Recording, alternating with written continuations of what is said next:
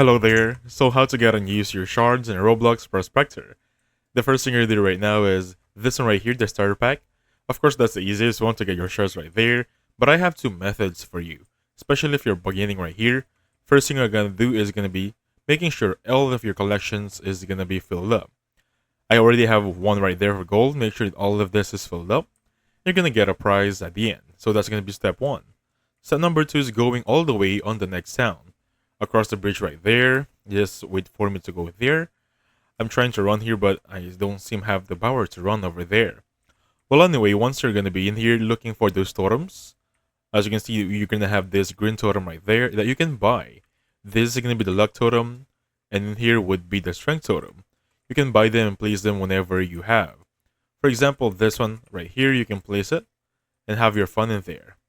Or you can go over on the next one, look for people who has their totems.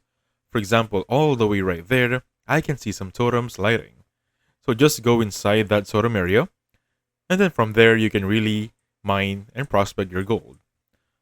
That's one way, and have your totem look for someone who has your totem ready. That's going to be one option right there. Next option is, for example, you already have some gold on your collection. For example, I have a gold right there. I'm holding one that I got from earlier.